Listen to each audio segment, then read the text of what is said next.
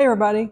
Okay, so from my last video, you know that I've been paring down, and there are some phrases for it actually. One phrase is called Swedish death cleaning. What is Swedish death cleaning, you might ask? It's getting rid of everything that you don't need so your loved ones don't have to do it later after you're gone, and getting rid of everything that's really extraneous in your life.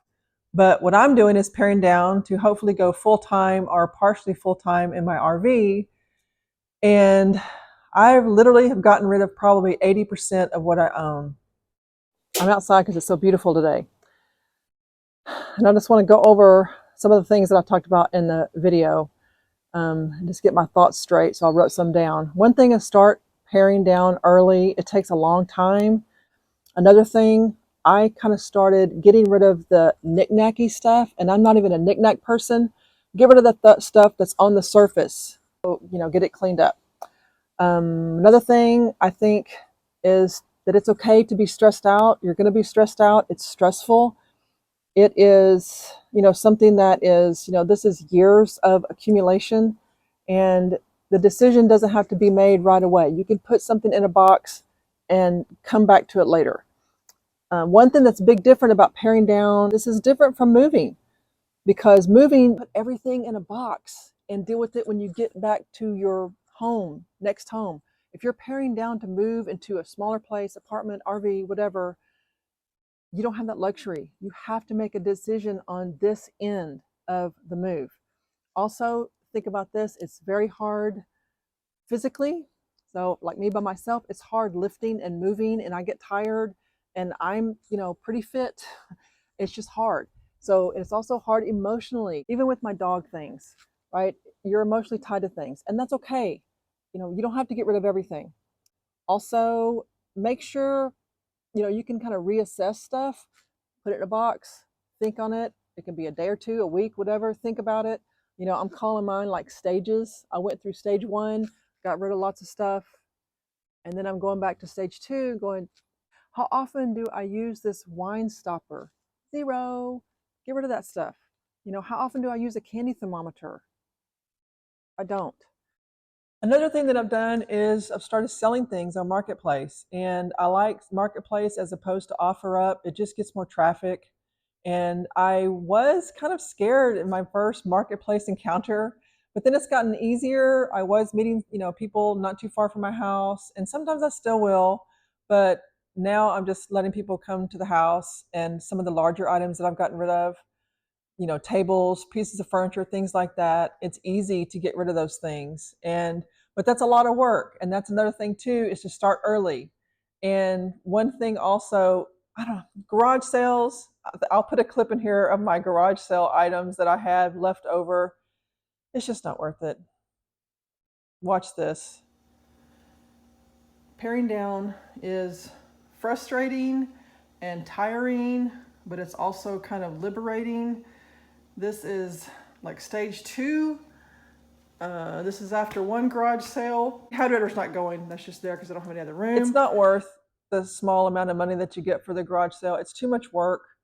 I think you get more money for work with Marketplace, with items. People will pay more. But you have to think too, you have to forget about how much you paid for things. Really, you have to forget about how much you think that item is worth. People will ask you, for half, and you can say yes or no, but it depends on how bad, you want to get rid of things. I've gotten rid of a lot of volume from my house. Got the dogs in the car. We're going to the park. And here's all my stuff I'm dropping off at the dog shelter. Towels, blanket, and a couple of pillows. Here's load number 1 going to the Salvation Army. And although the paralyzed vets, they're coming in another week to pick up a load, I am just going stir crazy, not getting the stuff out of the house. So this is a lot of stuff that's been here for a long time. And of course I have to label stuff, like really. But anyway, and some pottery that I've made that I've had for years. I've gotten rid of all my books, a lot of the old cookbooks. There's binders. I couldn't even get rid of those binders at the garage sale for free. So they're going. So there's a whole other, my whole entry hall is full. Old suitcases, they're going. The truck is totally full. Oh, I'm so proud of myself. It was a lot of work. I'm on my way to the first drop-off. I'm going to the Salvation Army. And I have to say, I'm feeling kind of emotional. It's a very strange feeling. You know, some of this stuff I've had, gosh, for probably 20 years. And, you know, I understand, I mean, I teach this in my classes, you know, we put value, you know, on items, you know, they symbolize things.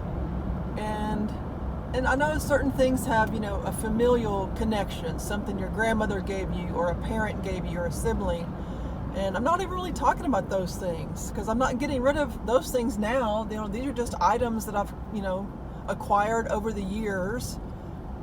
And it's still kind of a, you know, you have emotional ties to your things. And I think that's just primal. That's just your stuff is your stuff. And, you know, back in the day when we didn't have much stuff, you know, your tools and things that you needed on a day-to-day basis were important to you.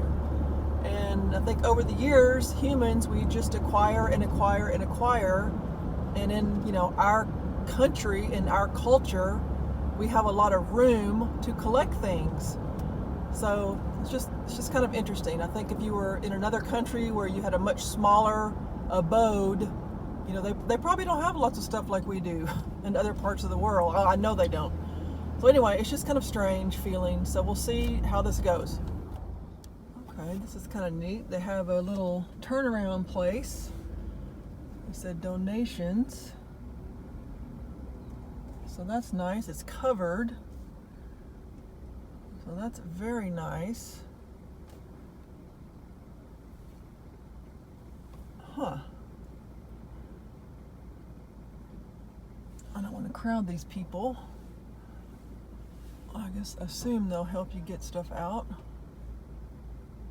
I may have to climb into the back of the truck, but that's okay.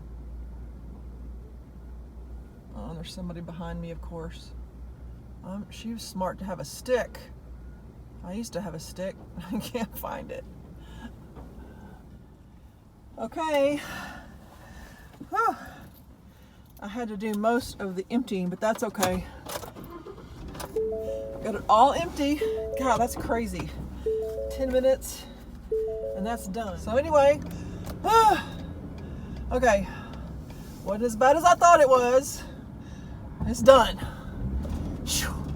Purge 1 complete. I hope this video helped you kind of get started maybe in paring down and or purging, either to go full-time, part-time, live someplace smaller. It is a task, but it can be done. So hope it helped you, and I'll see you in the next one.